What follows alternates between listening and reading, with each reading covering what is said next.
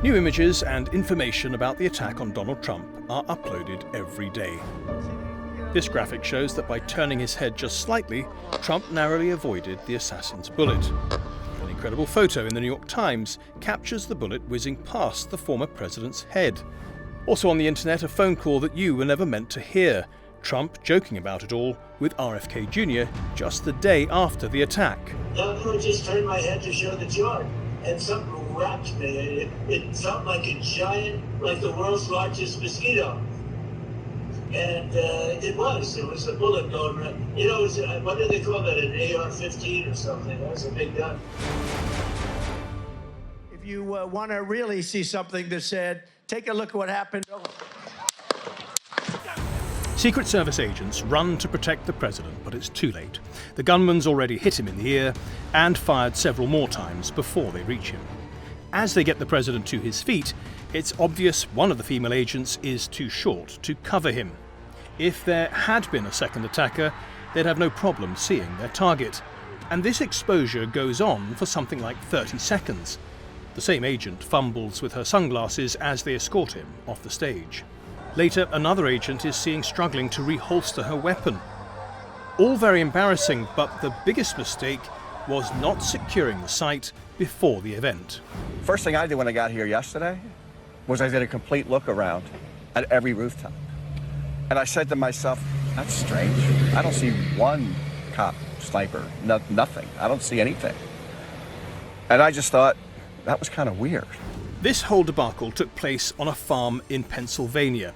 Here's the layout. The gunman, Thomas Matthew Crooks, was on a building just outside its perimeter, around 120 meters away from Trump.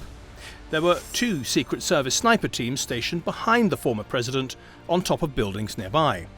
Now, some have suggested the agents struggled to see Crooks because of a tree, but Crooks, who was armed with an AR-15, had a clear view of the president and was able to fire several times before being shot dead by Secret Service snipers. The question is, why weren't agents, or at least local police, stationed on this roof? And why didn't they spot him earlier? The public did. Look, they're all pointing. Yeah, people see him. Of the roof. Look. We noticed the guy bear crawling up the roof. We're pointing at the guy crawling up the roof. He had a rifle. We could clearly see him with a rifle. Absolutely. We're pointing at him. The police are down there running around on the ground. We're like, hey, man, there's a guy on the roof with a rifle. And the police are like, huh, what? I'm thinking to myself, I'm like, why is Trump still speaking?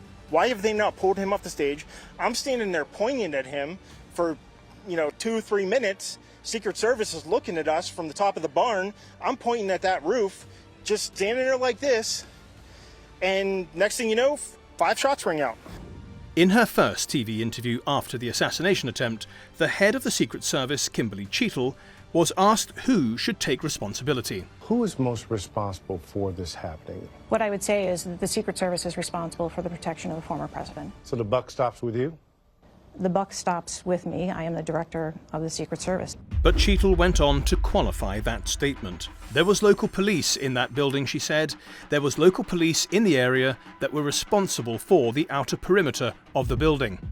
But this explanation is not enough for some. They want Cheetle gone. The head of the Secret Service should resign over this. To me, that would warrant the director, Miss Kim Cheetle, stepping down and resigning. Where was she, or where was any representative from the United States Secret Service at the initial press conference? Despite the mounting pressure, Kimberly Cheetle is clinging to her job. There are some members of Congress calling on you to resign. You plan to stay on, absolutely. I do plan to stay on. Cheetle's critics, including the world's richest man, are making fun of her prior position as head of security at PepsiCo. So before being put in charge of protecting the president, she was guarding a bag of Cheetos. Now that's a cheap shot by Elon Musk. After all, Cheetle was in the Secret Service for 27 years before moving to PepsiCo. Nevertheless, Cheetle is being accused of turning the Secret Service into some kind of woke institution with her insistence on diversity. I'm very conscious, as I sit in this chair now, of making sure that we need to attract diverse candidates and ensure that we are developing and giving opportunities to everybody in our workforce, and particularly women. There are many articles and comments online about how female agents in particular handled the attack. The accusation, especially from the right, is that Kimberly Cheetle's devotion to diversity left the former president vulnerable. She literally made it her goal to make the Secret Service comprised of at least 30% women.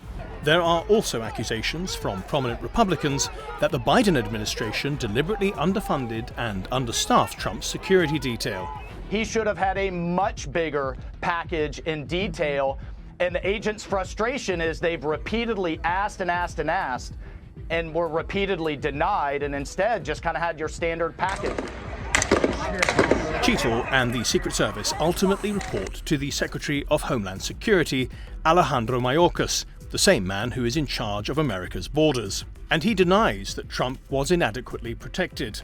I have full confidence in the leadership of the United States Secret Service. There have been repeated requests for stronger Secret Service protection for President Trump, denied by Secretary Mayorkas. That's a baseless and irresponsible statement.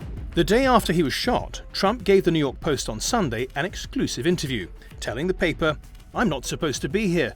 I'm supposed to be dead." He also praised the agents for doing a, quote, fantastic job. And regarding the assassin, Trump said they took him out with one shot, right between the eyes. The following day, he appeared to a hero's welcome at the Republican National Convention. If tomorrow all the things were gone, I'd work for all my life, and I had to start again, just my children and my wife. A small bandage on his ear, and as many have pointed out online, guarded exclusively by tall, male Secret Service agents.